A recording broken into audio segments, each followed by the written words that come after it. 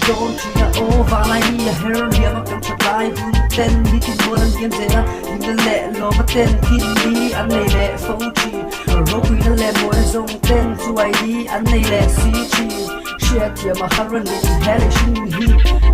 cái đồn chỉ là ô và lại đi là hero liam mà cầm chặt lại hun tên đi tìm mua lần game dễ là nhưng nó lẹ lo mà tên tin đi anh này lẹ phẫu chỉ rồi quy nó lẹ mua nó dùng tên chú ai đi anh này lẹ xí chỉ share thiệp mà haran đi hay là xin hi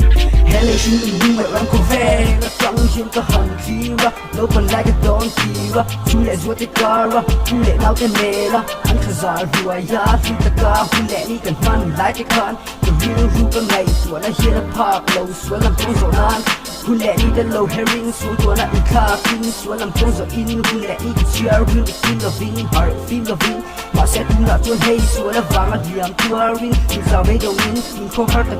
ta tin cả hun cả băng vet còn hai lô cô vet cái hun đã fair chỉ cái đồn chỉ là ô vàng lại đi hero liam mà cầm chặt lại hun tên đi tìm mua lần game dễ là nhưng nó lẹ lo mà tên tin đi anh này lẹ phẫu chỉ rồi quy nó lẹ mua nó dùng tên chú ai đi anh này lẹ xí chỉ share thiệp mà haran đi hay là xin hi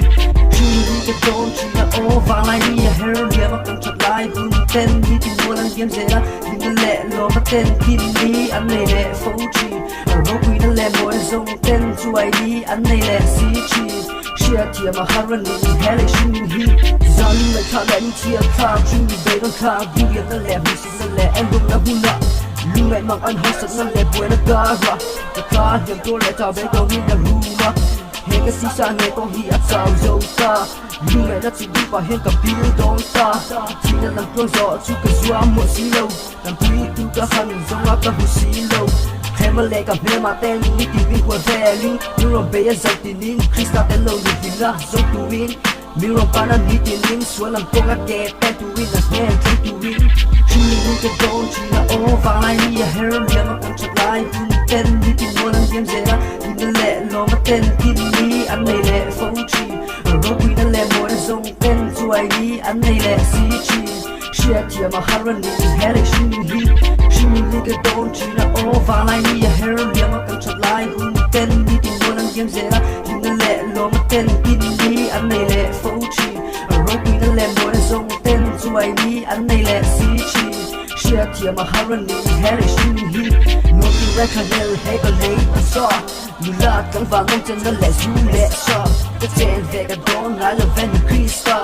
số rồng bộ nó lên má anh đi lẹ sa anh đi nông na vàng á lưu cái sang ka anh đi cái chuyện đâu vàng như lẹ ka mình mà là bây giờ tan chua là haro sa xin mình quy tu